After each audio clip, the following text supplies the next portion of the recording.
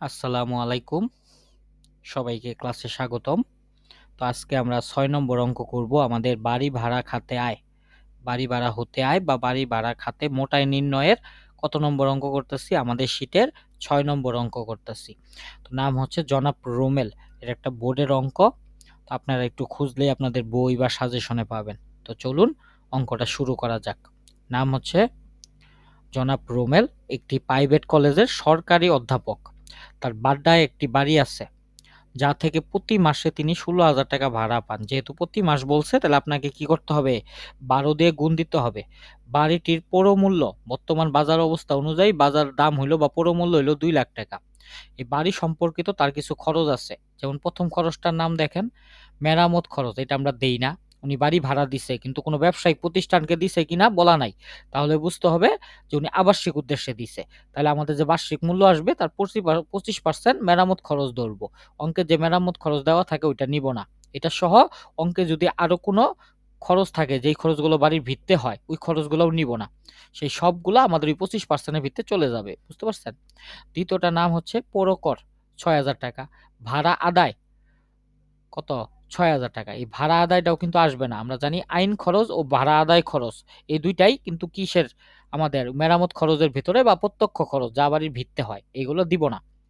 তো এখানে দেখেন একটা কথা বলা আছে, ত্রৈমাসিক অগ্নিবীমা প্রিমিয়াম ৫০০ টাকা। ত্রৈমাসিক মানে ৩ মাস পর পর ৫০০ টাকা বীমা দেয়। তাহলে এক বছরে কয় মাস? ১২ মাস। ৩ মাস পর পর দিলে ১২ রে ৩ দিয়ে যদি কাটি, তাহলে কয় মাস হয়? কয়বার হয়? ৪ বার। প্রতিবার কত করে টাকা দেয়? ৫০০। বুঝতে পারছেন? এটা বাংলায় লিখি, যেহেতু সব বাংলায়। ওকে। তাহলে কথাটা বুঝতে পারছেন? আপনি ৩ মাস পরে, অর্থাৎ জানুয়ারি, ফেব্রুয়ারি, মার্চ ৩ মাস পরে দিলেন ৫০০ টাকা। ঠিক আছে? জানুয়ারি, ফেব্রুয়ারি, মার্চ। মার্চ মাস শেষে যাইয়া কত দিবেন? ৫০০ টাকা দিবেন। তারপর এপ্রিল, মে, জুন ৩ মাস পরে আবার ৫০০ টাকা দিবেন। জুলাই, আগস্ট, সেপ্টেম্বর, সেপ্টেম্বরে দিবেন আবার ৫০০। অক্টোবর, নভেম্বর, ডিসেম্বর, ডিসেম্বরে দিবেন আবার ৫০০।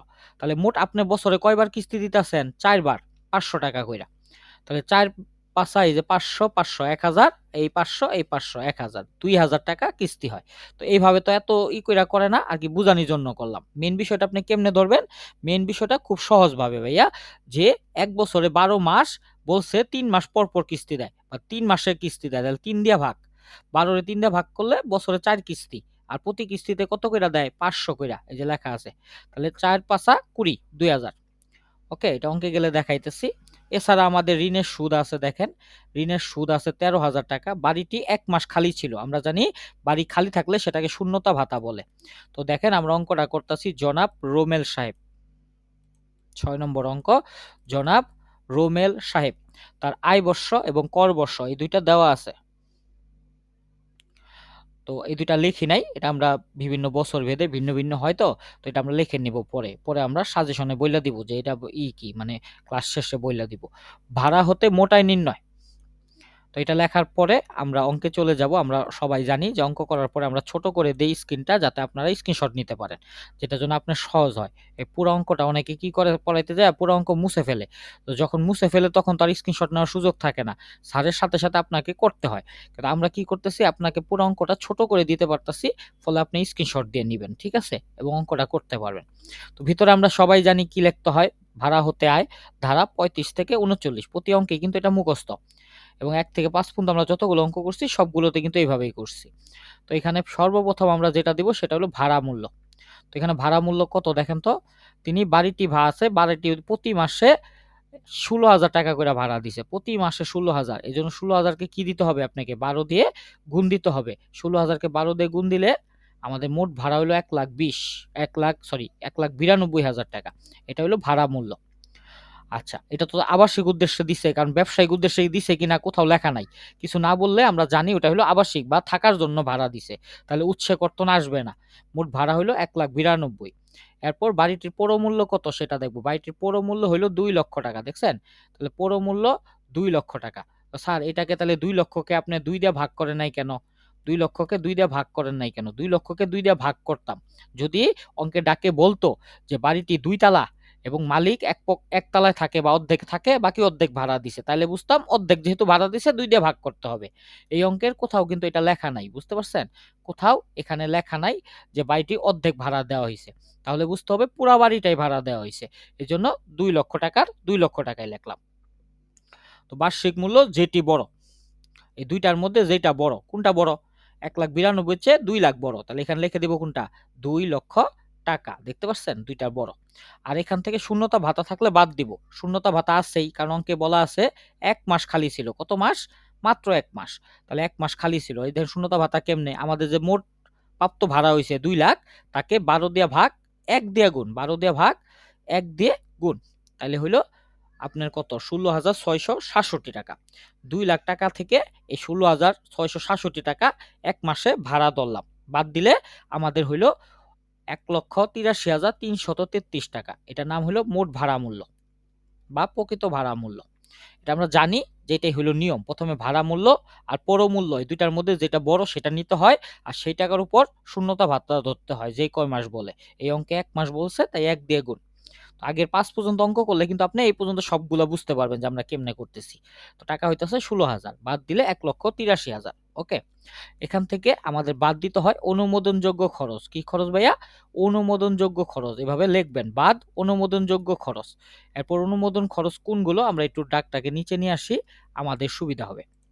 তো দেখেন অনুমোদনযোগ্য খরচ, সর্বপ্রথম কথা হইতেছে আমাদের মেরামত খরচ যা আছে 44,000, এটা নিব না, আমরা মেরামত খরচ লিখবো ঠিক, কিন্তু আমাদের মোট যে ভাড়া খরচ আছে তার কত পার্সেন্ট করব?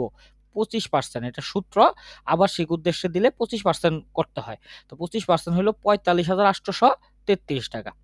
এটা হইলো টাকাটা গেল।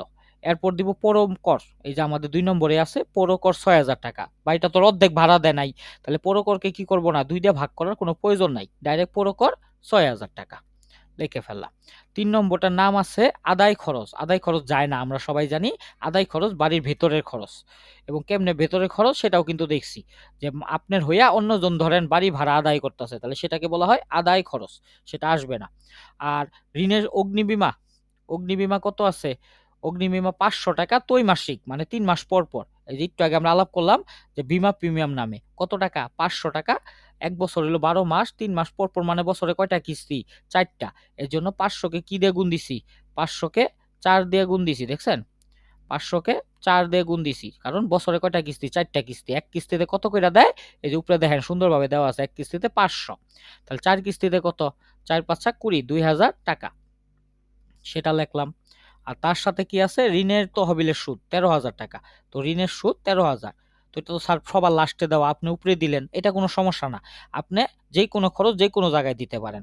যেমন, তবে সবসময় চেষ্টা করবেন মেরামত খরচটা সবার উপরে দিতে, তারপরে এইগুলো আপনার নাম্বার উল্টাপাল্টা হইলে কোনো সমস্যা নাই। ঠিক আছে? তাহলে এইগুলো যদি আমরা যোগ করি, দেখেন আমাদের এইগুলোই তো খরচ, আর তো কিছু নাই। আর আদায় খরচ ছিল, ওইটা কিন্তু যাবে না, কারণ আদায় খরচ হলো প্রত্যক্ষ খরচ। তো দেখেন এইগুলো আমাদের যোগ করলে কত টাকা? 45,000, 6,000, 13,000 আর 2,000 সব যোগ করলে 66,833 টাকা। এই 66,000 টাকা হলো অনুমোদনযোগ্য খরচ। এই যে এখানে লিখছিলাম না অনুমোদনযোগ্য খরচ, এই 66,000 টাকা হলো অনুমোদনযোগ্য খরচ। আপনি চাইলে এইভাবে দুইটা ব্রেকেট দিয়ে নিতে পারেন, যেহেতু এটা বিয়োগ হইতাছে। তাহলে কার থেকে বিয়োগ হবে ভাইয়া? খুব সহজ কথা, আমাদের এই যে 1,83,333 টাকা থেকে বিয়োগ হবে। ঠিক আছে? কত? 66,833 বাদ দিলে 1,16,500 টাকা। 1,16,500, এটাই হলো আমাদের ভাড়া হতে মোট আয়। এই আয়ের উপর সরকারকে কি দিতে হবে? কর দিতে হবে আমার।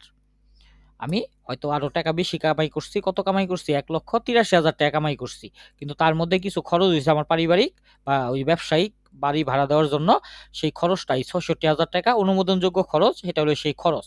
এটা বাদ দিব। বাদ দিলে যা থাকে 1,16,500 টাকা, এই টাকার উপর সরকার কর নিবে। তো আশা করি সবাই বুঝতে পারছেন। অঙ্কটা বুঝা বাসায় সুন্দরভাবে করবেন, হ্যাঁ? তারপরে কোনো প্রশ্ন থাকলে আমাকে করবেন। ইনশাআল্লাহ উত্তর দেওয়ার চেষ্টা করব। তো আজকে এই পর্যন্তই। সবাই ভালো থাকবেন। আমার জন্য দোয়া রাখেন ভাইয়া। সবাই ভালো থাকেন ভাইয়া। আসসালামু আলাইকুম।